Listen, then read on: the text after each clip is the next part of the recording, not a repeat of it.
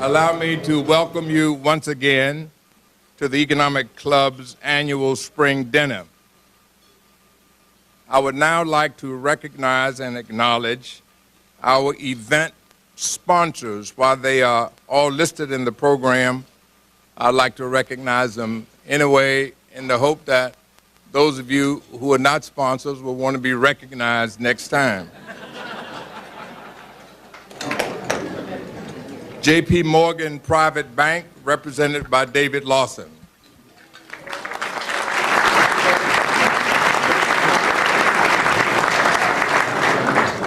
Oric, Harrington, and Sutcliffe, represented by Pauline Schneider.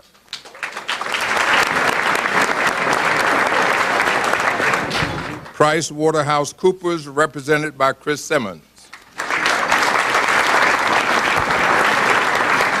To all of you, thank you for your support. The proceeds from the sponsorships will benefit the Economic Club's scholarship program. For our next two events, I encourage those of you who have not been sponsors to do so. The cost is worth it.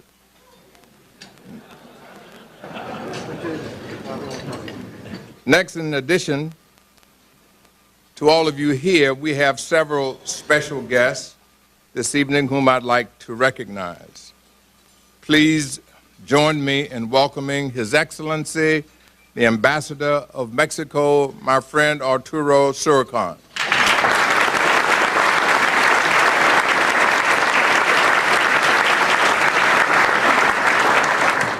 The District of Columbia's City Administrator, Dan Pellegrini. Where are you, Dan? Thank you. I think he's here by now. D.C. City Council member and member of the Economic Club, Jack Evans.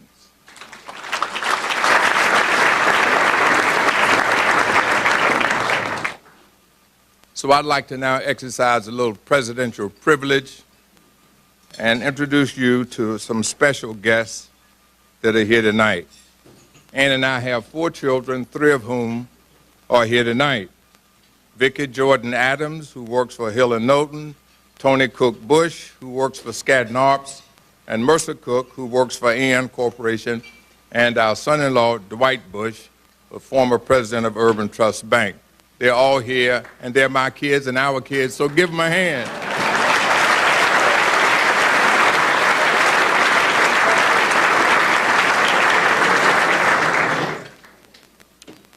The remainder of this season promises a new slate of highly interesting and informative speakers. A preeminent educator, Dr. Ruth Simmons, president of Brown University, will address the Economic Club at a luncheon on April 2nd at the J.W. Marriott. Luncheon, April 2nd, J.W. Marriott, Dr. Ruth Simmons, president of Brown College. Sign up now and quickly, and we need sponsors for the scholarship program. Additionally, I have confirmed a bonus 6th and final event of the season. Actually, it is my valedictory luncheon.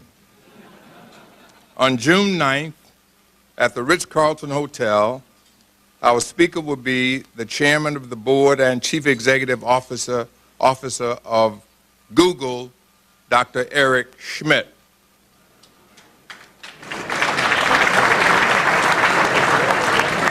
A limited number of sponsorships will be available for this event.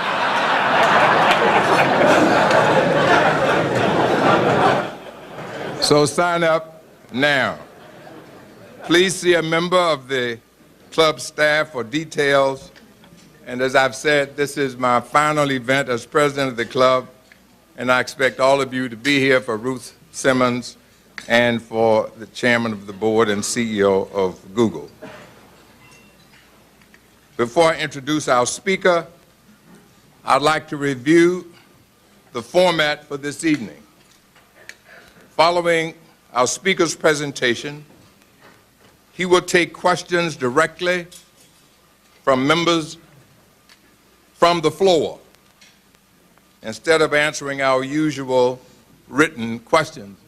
One of the reasons that we are getting rid of the written questions in my tenure is that you write so badly I can't interpret it.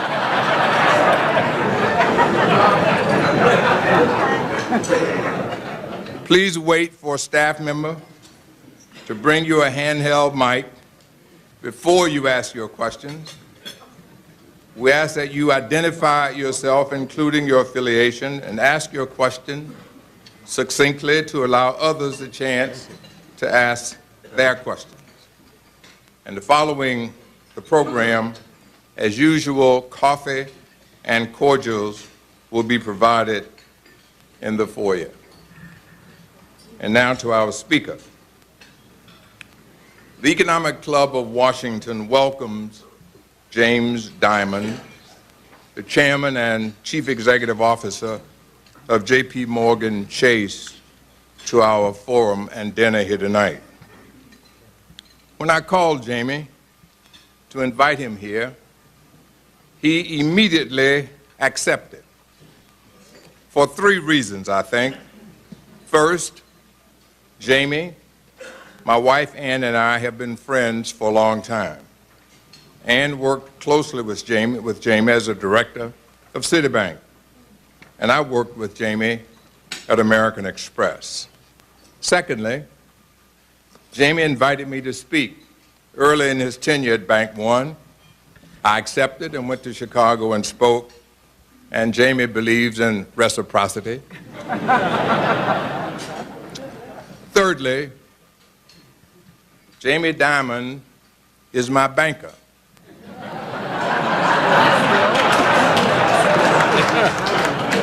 So fear that I might move my huge account to a competitor really helped. Jamie Dimon's meteoric rise to the pinnacles of the banking industry is legendary.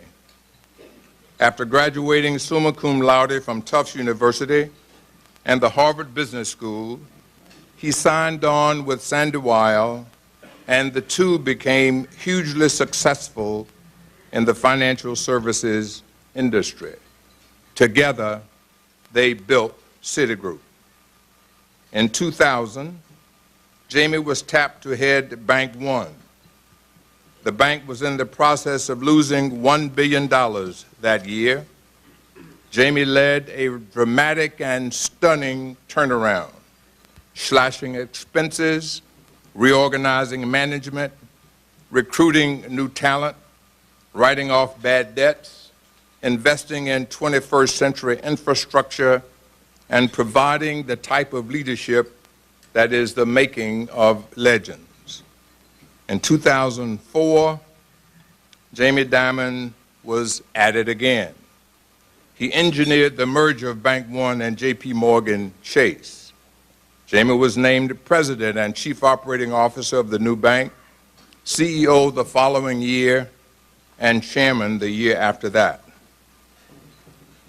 As I was preparing this introduction, I couldn't help but think that John Pierpont Morgan himself would be very pleased that the leadership of the institution he founded is in the hands of Jamie Dimon. J.P. Morgan and Jamie Dimon have a lot in common: an appetite for big risks and bold decisions, a penchant for doing the unexpected, extraordinary intellect and breadth, and a disposition that does not suffer fools lightly. Like his predecessors, J.P. Morgan and David Rockefeller, Jamie is the quintessential Renaissance man.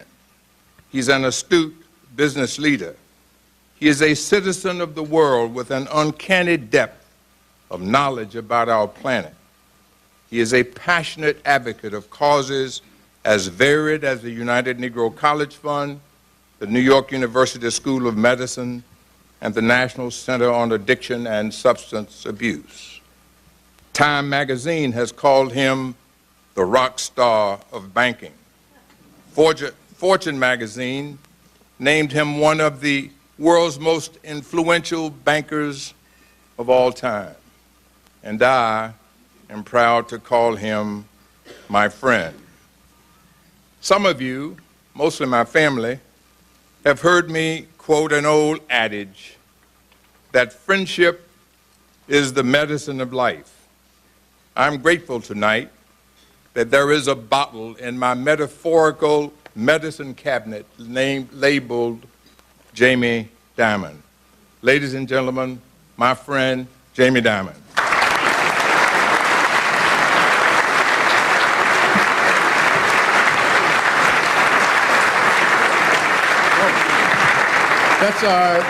Vernon, that's quite an introduction. I appreciate it. Vernon did call me up. He did say I would like you to come down to the Economic Club of Washington, and if you don't, everyone I know is going to remove their accounts from J.P. Morgan. But Vernon, when he talks about the medicine of life, what he forgot was a part of the story that I always remembered. I had just gone to Bank One. I had started the job. I knew no one in Chicago. I had never met the management team. I was sitting in my office myself the first Wednesday or Thursday. Vernon calls up and says, I'm coming to town. I know no one there is talking to you. I'm taking you to dinner. And we had dinner literally that first week, and which I always appreciated. And Ann and the whole family, and also, they always skip this part of my career where the guy I worked for 17 years fired me. Like there's that little gap. And, but during that little gap, both Ann and Vernon were extremely helpful to me and my wife. I remember him explaining to my wife, or Ann, I forgot which one, at one point, revenge, don't ever get mad, just do the best you can and move on, because otherwise your life will be controlled by something you can do nothing about. So I do really appreciate that introduction. It's I'm going to cover a lot of things today. I'm willing to answer any questions when we're done. And someone said, anything. I said, absolutely. I just got my last of 3 teenage daughters into college. So if you have how many of you have teenage daughters? I'd be happy to answer questions. We think we've done it successfully so far. And it's also a little hard here because in this room, I have a board of directors, but I also have things called regulators. It's kind of like, think of them as the super senior board of directors or something like that. And there are a lot of them here, from a former one, Jerry Hawk, to Undersecretary of Treasury Bob Steele, to Sheila Bair. So I have to be a little careful in some of I'm not going to complain about regulation, put it that way. The other thing is I have Sharon Rockefeller's here. And when you talk about David Rockefeller and J. Pierpont Morgan, if I had one wish when I got this job, is that my grandfather and all my grandparents, immigrants to this country, could have seen this. And unfortunately, he died, but it is an unbelievable thing what this country still represents. But also we have Mr. West, who sold his company to Bank One Weaver Brothers, a bank many years ago. So I'm going to talk about 5 subjects that I'm just going to cover real quickly. J.P. Morgan. The reason, unbelievable proud heritage, 1,000 companies. So from the Weaver Brothers to Bank One to First Chicago to Chase Chemical, Manny Handy, you can go to Dayton, Ohio, Marine Bank, Indiana Fletcher. And I'm kind of the steward of this company while I'm here, but it's got this unbelievably proud heritage, and it exists for customers. Okay? And I always remind people that's why a business is there, and to do the best you can. So I really do consider myself customer service rep number 1. If any of you ever have a problem, you can feel free to call, email. You will get a response from me in my office, because we will make sure we're trying to do the right job for you all the time. And by the way, if you're a shareholder, I'm doing the best I can. I'm going to talk a little about the future. But I remind people businesses make mistakes, including, we've made a few, not as bad as some of the others, but I said we should never feel great. We should never feel great because the slide says we suck less.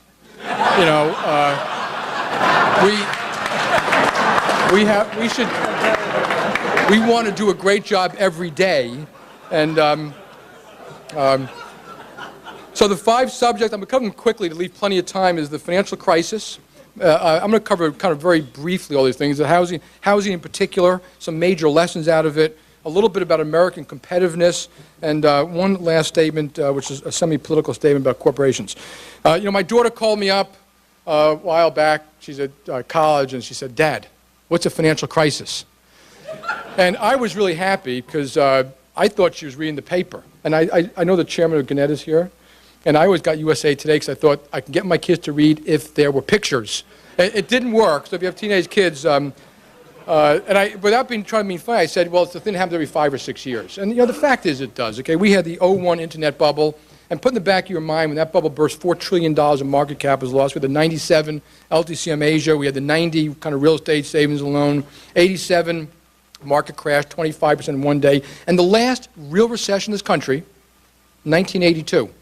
And you're talking about unemployment, hitting 10% prime, 21.5, and those were tough days. 74 was even worse. And when you look at these crises, by the way, they do happen periodically. There's always something different. There's always some things which are very common. And I should also point out that several of them were financial crises, did not cause a recession. So put that in the back of your mind for a second, too. And when we're going through this, when someone looked at investment banking results and they say, God, these investment banks have volatile earnings, I said to them, you mean to tell me you thought they were steady? I mean, some of these are large, risky global businesses, and businesses take risk. You want business to take risk. You want some business to fail sometimes. That is what a healthy system. So I always say, look at all these things and measure them relative to cycles and relative to performance. So the differences here was housing. We had a housing bubble, prices from 50 to 100% over a 5 to 7 year period.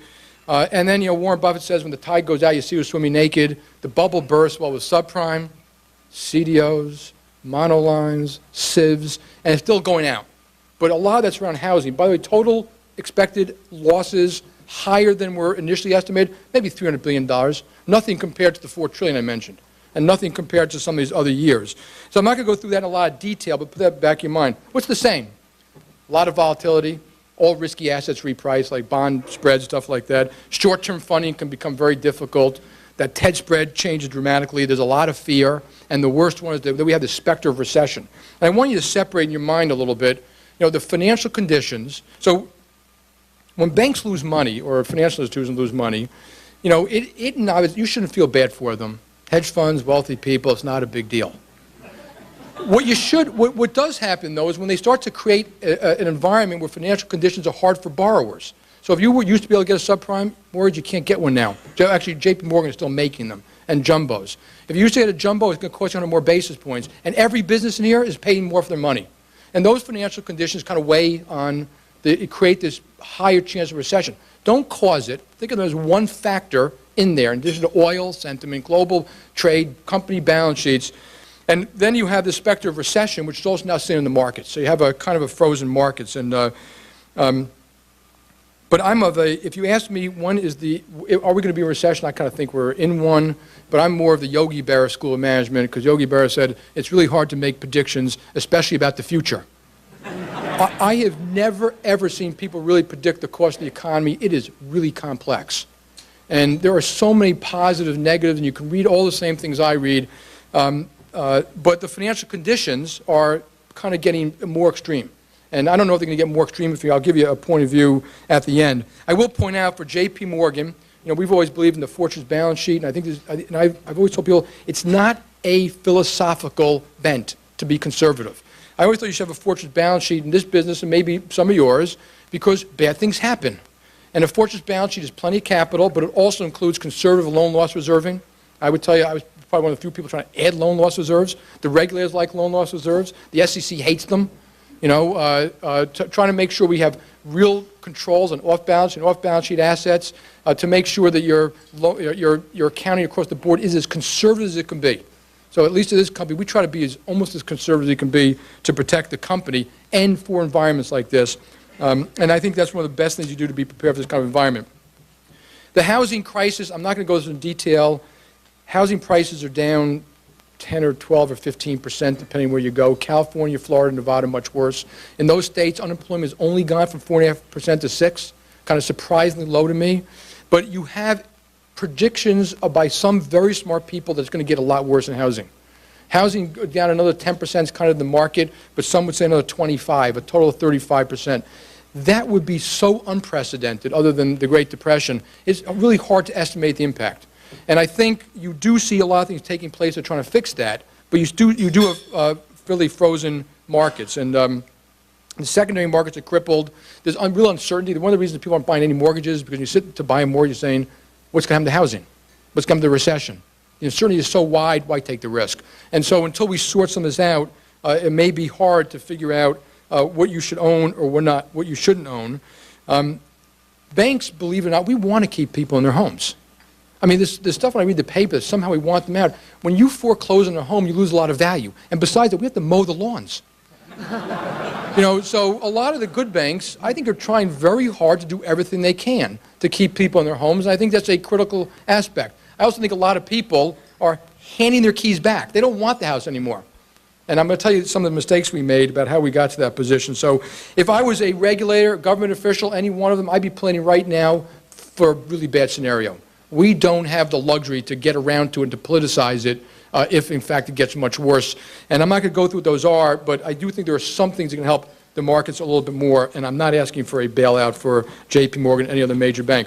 Some major lessons: mortgages used to have 20% down. So over this whole period of time, this bull market in homes, okay, we should have been tougher on brokers. Okay, their loss was always worse.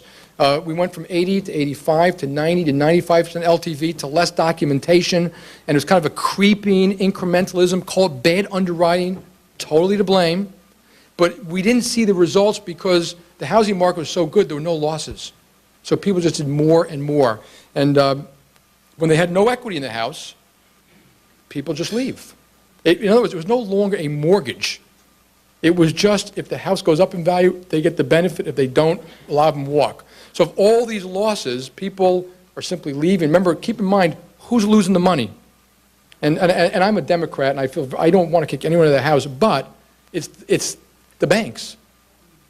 The other people had no money in, a lot of them. So we've got to be a little careful how we treat this thing. And I'm a little surprised, by the way, that there's no morality around people having to pay back their bills. I think that's almost true for corporations now when they go bankrupt very readily.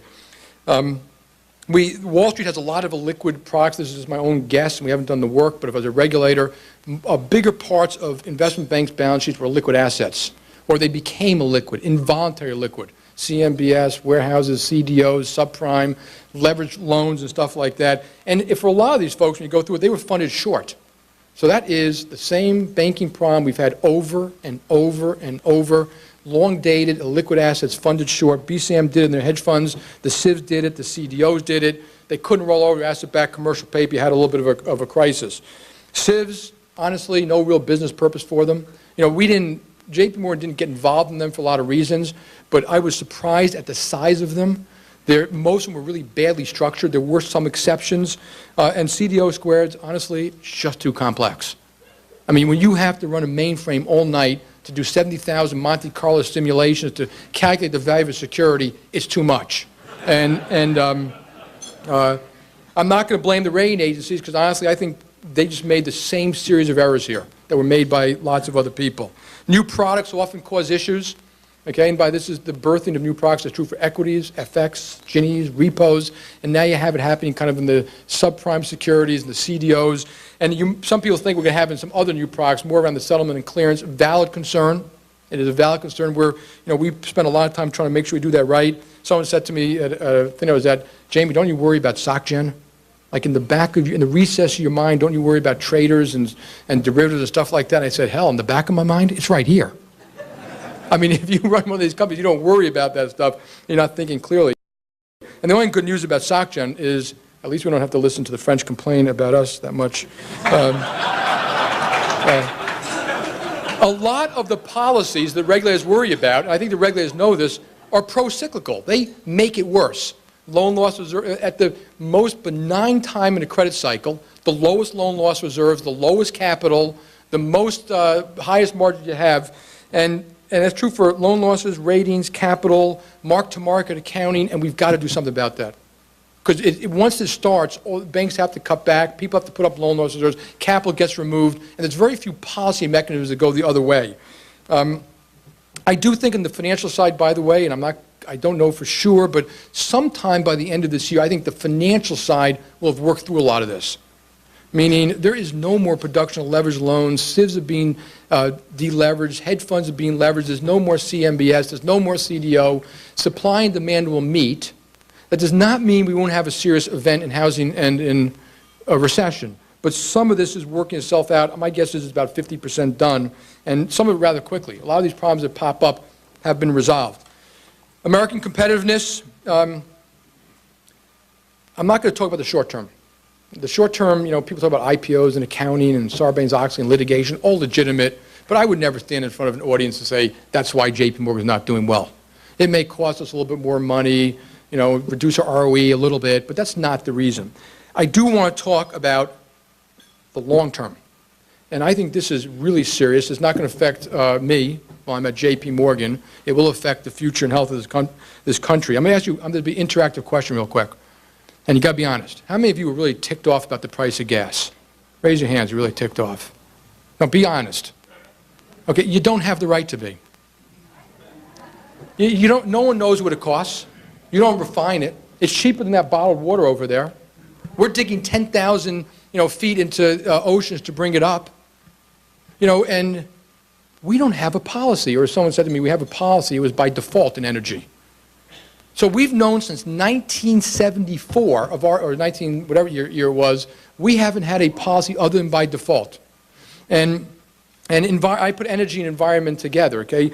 We don't have, if you want to have, and here France has a well thought through, well executed over a long period of time, nonpartisan policy to reduce their dependency on oil and be more environmentally friendly.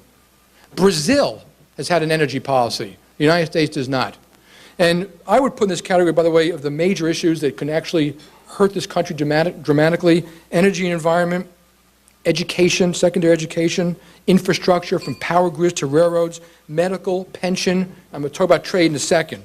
And these are really serious. And sometimes I think that people think the United States has divine right to success, that we're going to be successful no matter what.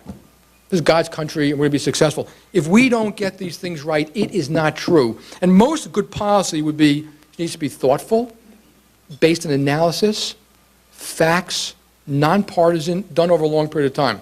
So, like one day, what's the cheapest way to reduce CO2 in the air? Anyone know?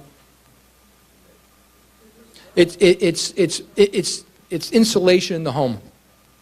Matter of fact, it would have a positive return. It wouldn't cost any money. Okay, so one day we're going to have policies that do the right thing. And maybe if you have a tax on BTU, well, if there's a policy matter, we don't want to have people who don't make a lot of money, take it out of the payroll tax. So if you're spending $2,000 extra driving, the person who makes less money gets it back directly. But we're going to have thoughtful policies in these categories. And by our competition, so we have to keep America vibrant and healthy. We have to keep our companies vibrant and healthy. And we worry about competition from around the world today. We do a case at JP Morgan that says, what if a big successful Indian bank takes over an American bank? Can we compete? Can we compete? And we're going to have to be able to compete. We've reduced trade. So trade, most people would say, has taken $1 billion to $2 billion people out of poverty. It's brought the world closer. It's a good thing. Okay, and we've reduced it. I was listening, I'm a Democrat. I call it a weak Democrat because I think they're a little crazy sometimes. But we are starting, when I listen to them against NAFTA, against trade, against, what in God's name are they really thinking? And this is a good thing for the world. There are some people who lose, and we should have good industrial policy around that. But we can't have the Republican Party and the Democratic Party, both sides going against trade at this point, something that's been so good for the world. Because if we don't, we won't have a healthy, vibrant company. I also remind a lot of people, if you were an Indian company, a Chinese company, what do they buy from us? Aircraft engines, airplanes, pharmaceuticals, semiconductors, software, financial services. It's not a one-way street. And we benefit enormously from all of that. So, I would hope that we start to educate the public and not pander to the public about some of these issues. Deal with the legitimate issues, which I think there are some, but make sure we don't destroy the beast that created all this. And the dollar, we're just sleeping in the bed we made. So why we should be complaining about the weakness of the dollar, it's good for some companies. When you have a trade deficit and a federal deficit like we've had, you are going to have a weak currency. I remind people in the financial business, we earn in a quarter. Do you think it has a lot to do with what we did that quarter? It's the decisions we made over the last 7 years. And that's what the dollar is. Then we give the dollar to things called to foreign countries. Some of it ends up in sovereign wealth funds. They were buying treasury bonds. And they want to buy some other things, which you and I will all want to do if you were doing that, and we say, we don't like it. We don't like it. Take our dollars, but you can only buy treasury bonds. And, and I think there's something wrong about that. This money is perfectly fine and legitimate for them to invest it the way they want. They've helped a lot of companies. Fortunately, we're not one of them, but there are legitimate issues around states controlling American corporations. They're legitimate, but they're not. I mean, let's not make a mountain out of a molehill. And so, because there's a lot of anger overseas about we should be able to invest our money the way we want. And someone reminded me the other day that CalPERS, which is a state-controlled fund, it also interferes in corporate governance. And we allow that. So I just think we've got to be a little more rational about some of these things and make sure we do what is really good to keep this country really competitive and really healthy. And then maybe you can have a debate on how you share the wealth. I do think that's a legitimate thing for democracy to talk about a little bit. Last thing, this is speaking for all the people, all the companies in this room, because I know I speak on behalf of all of you. The vilification of business is just starting to really irritate me. And it's not just business. We vilify politicians, we vilify lawyers, we vilify doctors, we vilify everybody in this country now. There was a survey that came out, there's only one profession, which is now, I think, is that more than 50% of the population respects them, and that's firemen. And we used to have a lot more respect for people. And, it's gotten so bad. There's a survey that was done years ago, or someone had done a quick little survey, and it's something we were at, and they said, people said, how many do you trust lawyers? And 80% don't. And they said, ask the question, do you trust your lawyer? And 80% do. And we're doing that almost across the board. J.P. Morgan and most of the people in here are great corporate citizens, okay? We give away $100 million a year in philanthropy. We lend $80 billion a year in CRA, which is basically lower middle-income housing mortgages, business development zones, et cetera. We help welfare mothers get back to work. We give jobs to inner-city school kids. We invented ATMs that speak to the blind. Okay, and we're just one company. If you were a veteran and you were called, if you're in the reserves and you're called to service, we pay your salary for the full time because we can afford it. And we think it's the right thing to do, not to add financial hardship to the great personal hardship you're going through. When the tsunami, the earthquake, and the hurricane hit, money and people as fast as we can. And again, this one I'm really speaking for all of you. And yet we vilify these companies. We act like when they're punished, who gets punished when they're unfairly punished? The shareholders, who happen to be our parents, labor unions, states, and we act like some of you are punishing the CEOs or something, which is not really the case. And one of the things I do think here is that businesses need to get more involved in Washington and not run away from it. It took me a while to come to that position. I think we need to acknowledge legitimate complaints about shortcomings of policies, procedures, products, and there are many, and they need to be reformed. We need not to embarrass ourselves, like when a lot of people argued against option expensing, like that was going to destroy technology and innovation in America because we had to expense options. And I always tell people, did Henry Ford have options? We do fine without them. And so we have to be kind of nonpartisan, not completely self-serving when we come to Washington. And we should really try to participate and do what's right for the country. So I'm going to stop there and open the floor to any questions or comments, issues that are on your mind. Thank you.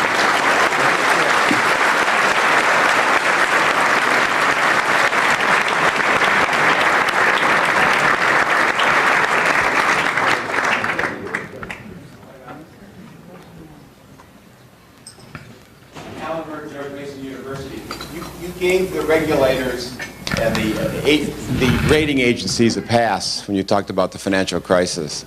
Why? Aren't they at blame for some of the rating agencies for some of our financial problems? Honestly, I think that some of the problems I mentioned, they made the same mistakes that some big banks made and institutions made, and yes, you can blame them, but I think, we love to blame people. I would also say that a lot of big institutions always told me, I don't buy anything based on ratings. We do our own work. So it's always easy to blame other people. I think they have things to fix, and yes, they made mistakes. They did not cause the problem. They added to it. Just like, bad underwriting added to the problem by financing more houses at the end. But it didn't cause the problem.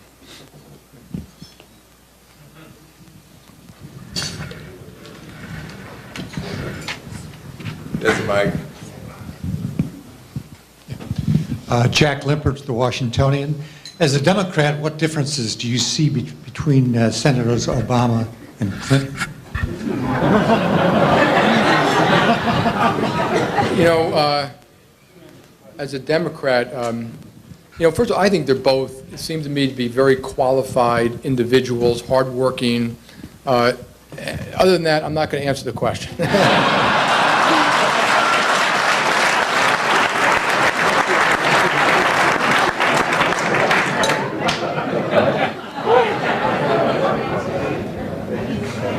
Good for him.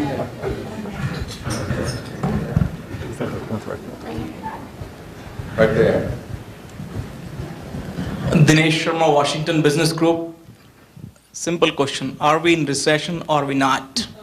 I already said I thought we were. I'm sorry. I already said I thought we were.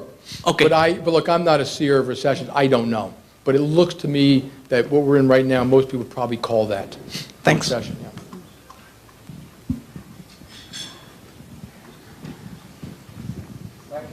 Right in the back.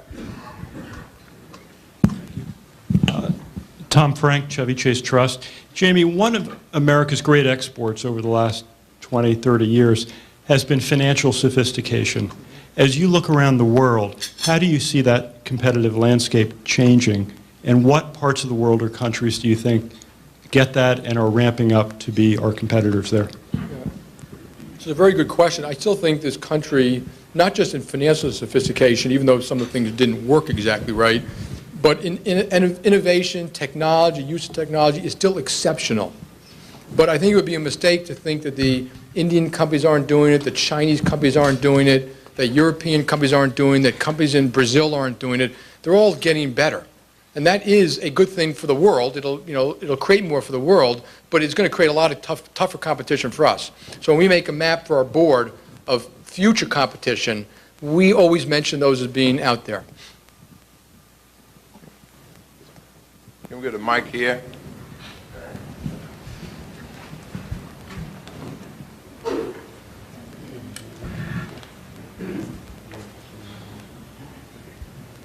Right here, right here.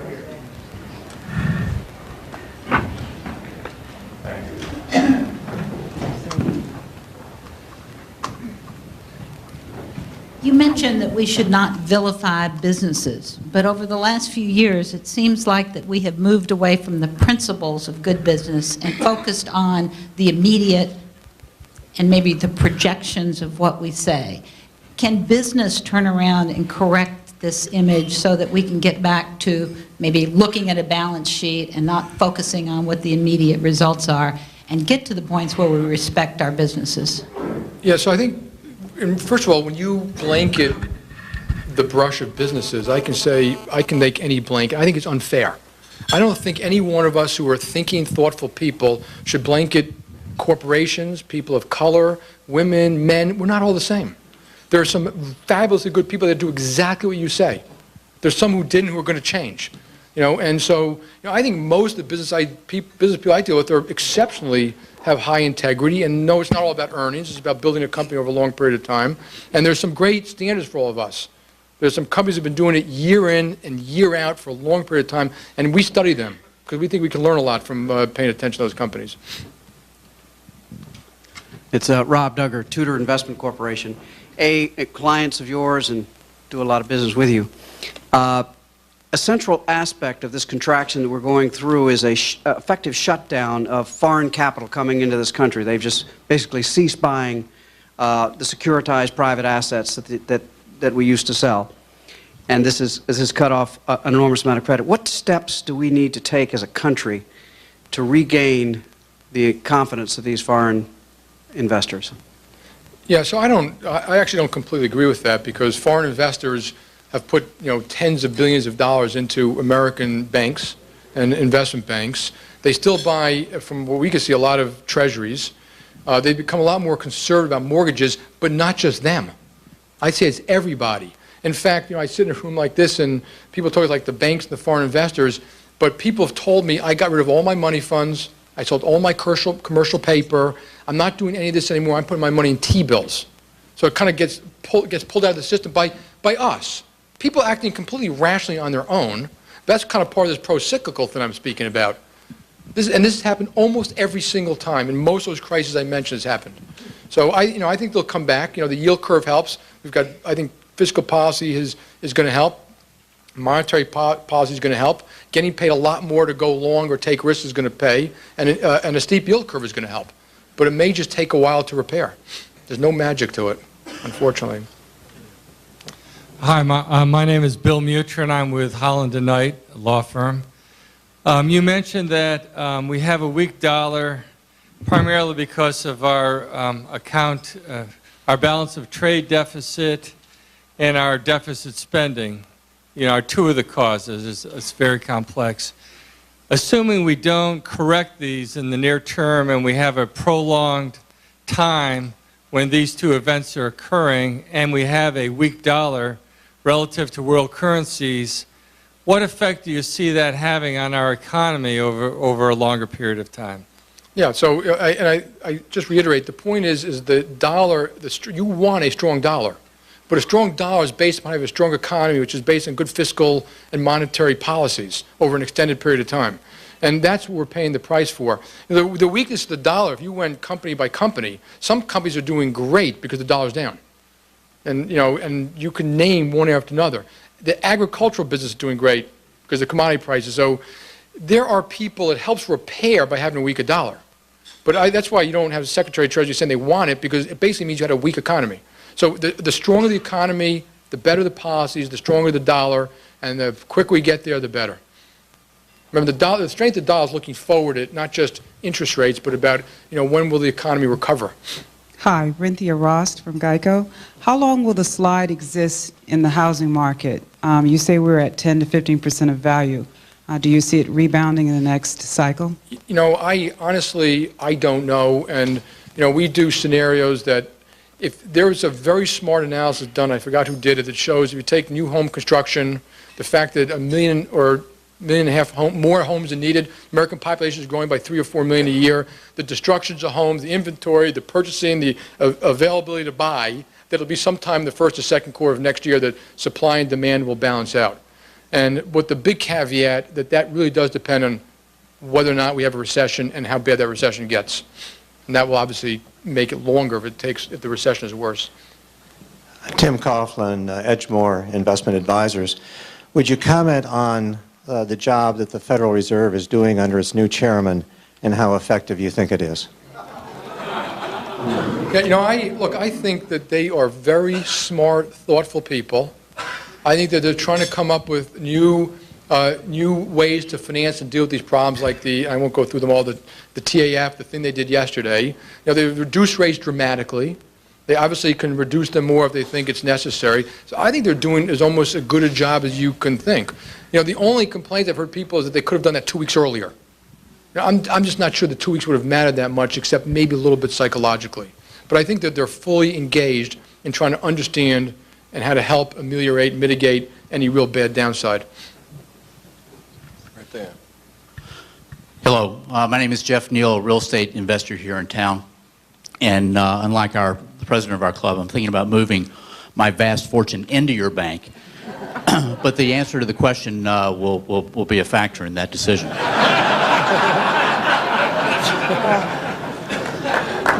You made the point, you contrast... I'm not the best salesman in the world, so... You made a point about contrasting the deterioration in wealth created or caused by the tech bubble burst. $4 trillion, I think was the number you said, as compared to the relatively small amount of wealth that's or losses that have been created because of the subprime crisis, so-called crisis. Could you speculate as to why there's such an disproportionate overreaction to this recent crisis? Because, and that's a good question, which I'm sure is going to be studied for a long time, but in the stock market crash, it was a lot of money spread everywhere. I think when that happened, the average household owned like $30,000 of stock, and it went down, or maybe 40, and went down 10,000. So it didn't necessarily crimp what they were doing.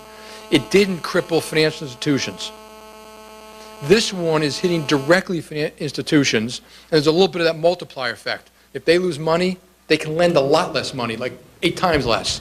And that's been causing a little bit of fear and panic out there. So there are these things which can be looked at, why this could be more serious. Also, I mentioned losses of $350 million.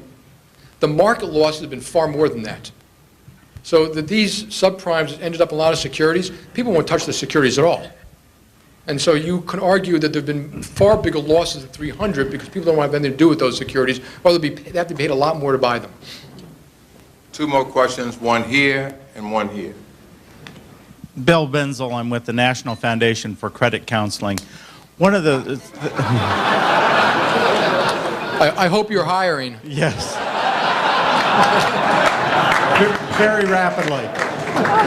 One of the things that we're seeing in terms of the mortgage crisis is, and we're trying to help homeowners that are facing all sorts of foreclosure issues, is that as mortgages and other financial products have gotten more sophisticated, it really has demonstrated the lack of financial literacy, the lack of financial understanding in the United States. What do you see as being the most effective way to raise the level of financial literacy in the United States? You know, that's a great question. First of all, I agree with you that there should be more financial literacy. And I think, you know, a lot of banks and institutions, Financial Services Roundtable, Financial Services Forum, has kind of taken this on as something about what can we actually do. And and I think personally it's all education. Teach the basics of finance. Save some money, you know, don't take too much risk, buy insurance when you need it, save for the future, what is a 401k, how do you finance a house, and not leave it to pure word of mouth. So it's education, and it really could start sometime in you know, junior high or high school, and maybe to educate, also to provide it to people who are doing those things. They can go somewhere and learn about it. And I believe we're working with institutions like yourself to come up with programs exactly to do that. Last question. I'm April Young from America Bank. So oil hit $110 today. You mentioned 79, which was the last time we had a big oil spike. The economy jacked itself around and we figured out how to deal with it. How long do you think it will take us to, as a nation, come in an energy policy to deal with this and get back to a reasonable level of behavior to a reasonable level? So, you know, first of all, I don't know how much of that oil price is speculation. I mean, if you talk to most of the people who know oil, they would tell you that there's not an undersupply, that there's plenty of oil and there's plenty of refining and it's not a problem. And you also saw a report came out last week that showed that people are actually buying less gas now. They're using less gas. They've already started to make the adjustment. And that's just driving less. They haven't had the chance to be able to replace the smaller cars like people did after 1979. So I think that people react to price signals quickly. I'm hoping that the next president, whoever it is, makes this part of a long-term policy, a thoughtful, do it right across the board, and it can't be something that gets changed every 2 years, every 4 years with every presidential administration. And I'm hopeful that'll happen, though I'm a little bit of an optimist. You know, people, you may think I'm foolish to think that because you would have thought, why didn't it happen before? Listen, folks, thank you very much. I enjoyed it, and good luck to all of you.